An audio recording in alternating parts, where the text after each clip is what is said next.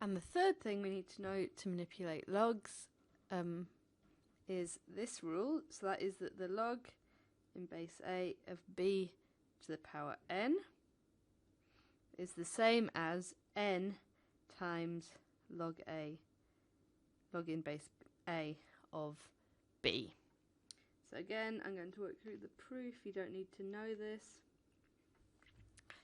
So we know that, so here's our thing as always. So if b to the power x is equal to y, that's equivalent to saying that log in base b of y equals x. And we've got our colours again, so we've got our base in red, our y in blue, our exponent in green. Alright, so returning to this, so we know, so if we say that x is equal to log in base a of b to the power n, that is the same as saying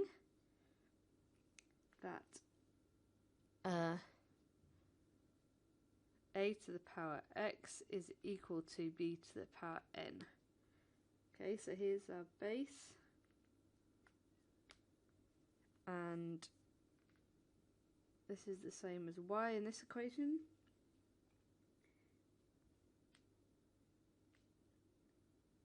And this is the same as x in this equation. Okay, so again, these are the same letters with different meanings.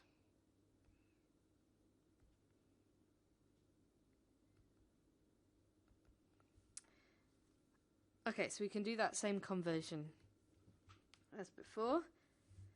So now what we want to do is we're going to carry on with this, and we want to get rid of the exponent here. So what we need to do is we need to take both sides and take the nth root of that number. So these are the rules from when we were learning how to manipulate equations. And then, so that means we get rid of the nth power here. So that means that b is equal to a to the power x over n. So again, these are the rules we learnt last time when we were learning about exponents and roots.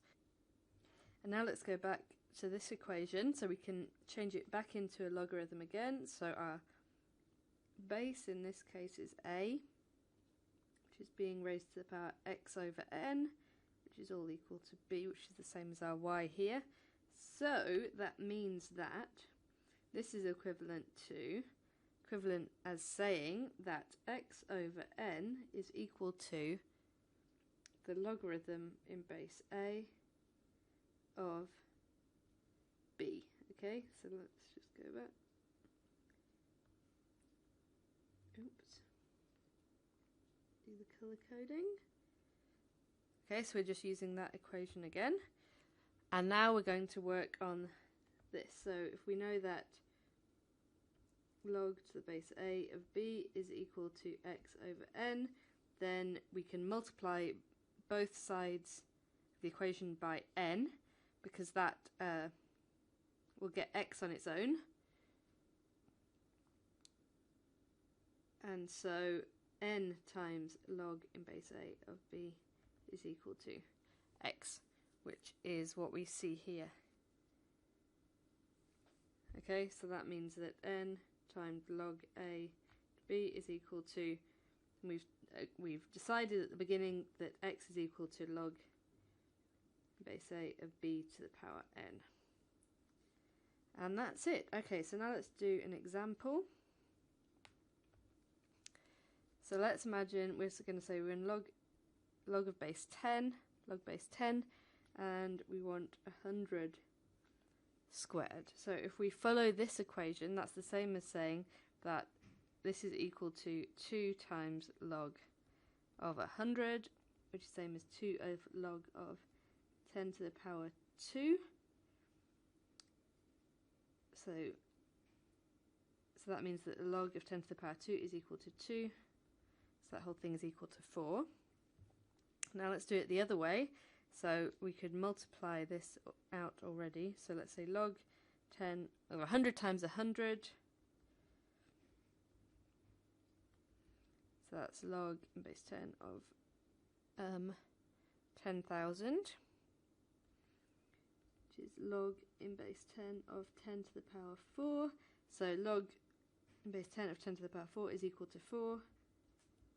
So this is the same number. So that matches up. Okay, so that's the third law. So the log of b to the power n is equal to n times log of